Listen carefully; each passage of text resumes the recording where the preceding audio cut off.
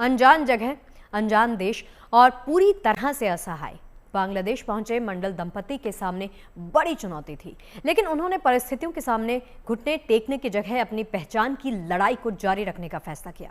ऐसे में हमारा आज का दूसरा सवाल इसी के इर्द गिर्द घूम रहा है, वो और आपके सामने रखते हैं कि बांग्लादेश से कैसे वापस लौटा भारतीय दंपति। बांग्लादेश में 2 दिनों तक भारत लौटने के लिए दंपति संघर्ष करता रहा। आखिरकार बीएसएफ, बीजीबी और स्थानीय पुलिस की मदद से उनको भारत लाया जा सका।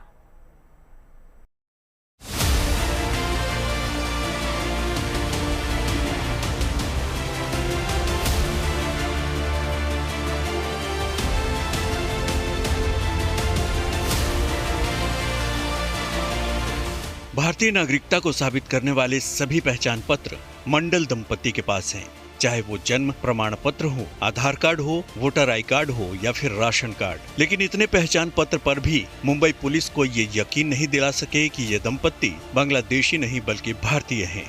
लेकिन इन दस्तावेजों के बावजूद बांग्लादेश ने मंडल दंपति की वापसी सुनिश्चित कराई। दरअसल जब फजर और तस्लीमा के बांग्लादेश पहुंचने की जानकारी उनके घर वालों को मिली तो वो हैरान रह गए। आनन फानन में उन्होंने इस मामले की गुहार स्थानीय पुलिस से लगाई। पुलिस तत्काल एक्शन में आई और उन्होंने फजर और तस्मीला को वापस लाने की मुहिम शुरू की। तस्लीमा और फजर को जब बीजीबी पूछताछ कर रही थी तो उनके जो दस्तावेज हैं उन दस्तावेज को देखा और उसे वेरीफाई करने की कोशिश की। और इसी बीच फजर ने कहा कि बीजीबी को वो अपने घर वालों से बात करना चाहते, कुछ और दस्तावेज है जो वो दिखाना चाहते।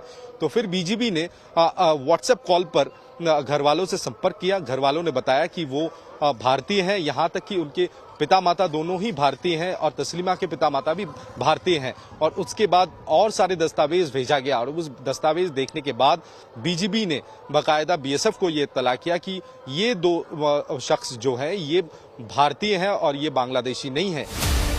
पश्चिम बंगाल ने सबसे पहले इन दोनों के दस्तावेजों की जांच की, इनके पहचान की पुष्टि की, इनके गांव वालों से बात की। गांव वालों ने मंडल परिवार के यहां सालों से रहने की पुष्टि की, जिसके बाद पुलिस ने इस मामले में तेजी से कदम आगे बढ़ाया।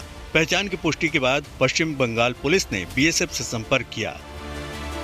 हम लोगों ने स्विफ्टली काफी एक डिटेल्ड थॉरो इंक्वायरी करवाया। उन लोगों के जो डॉक्यूमेंट्स वगैरह थे वो हम लोगों ने कलेक्ट किए। वेरीफाई करने के बाद में जो कंसर्न्ड बीएसएफ बटालियन है जहाँ से उनको भेजा गया था, उनके पास भी ये सूचना थी कि 2 जो इस तरह के भारतीय निवासी हैं वो लोग वहाँ पर हैं।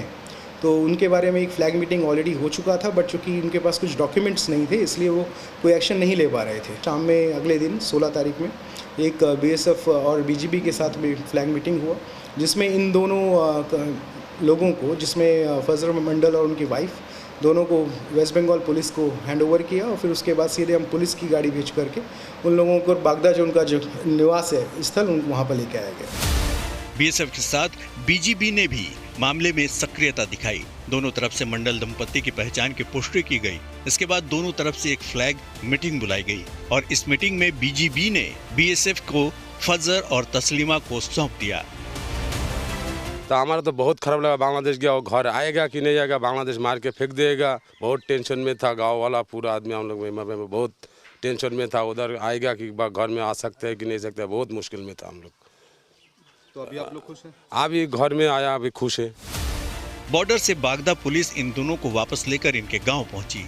इनके वापस गांव लौटने पर मंडल के परिवार वालों के साथ साथ पूरे गांव ने राहत की सांस ली। मुंबई नहीं जाएंगे तो दूसरे जगह पे तो जाऊंगी, इसलिए एक कार्ड चाहिए मेरे को, सबको। मेरे को तो थोड़ी एक लगेगा, सबको चाहिएगा। कैसा कार्ड? जैसा इंडिया नागरिक प्रूफ है वैसा ही। आधार तो है तुम्हारे पास? आधार कार्ड तो मानता ही नहीं है, आइडेंटिटी कार्ड भी मानता नहीं है, तो दूसरा कार्ड चाहिए। समय पर स्थानीय पुलिस और बीएसएफ की सक्रियता से मंडल दंपति वापस तो लौट आए, लेकिन बांग्लादेश में 2 दिनों तक असहाय और खौफ के साथ बिताए हुए पलों का दर्द उनके चेहरे पर आज भी महसूस किया जा सकता है। बीएसएफ से बातचीत करने के बाद एक फ्लैग मीटिंग का बंदोबस्त किया गया और फ्लैग मीटिंग के द्वारा एक दूसरे से बात करने के बाद, डॉक्यूमेंट्स वेरीफाई करने के बाद दोबारा इन दोनों को भारत वापस लाया गया। और इसी बीच ये सवाल उठ रहा है कि दस्तावेज सही होने के बावजूद भी किस तरीके से इन्हें भारत से बांग्लादेश जबरन भेजा गया।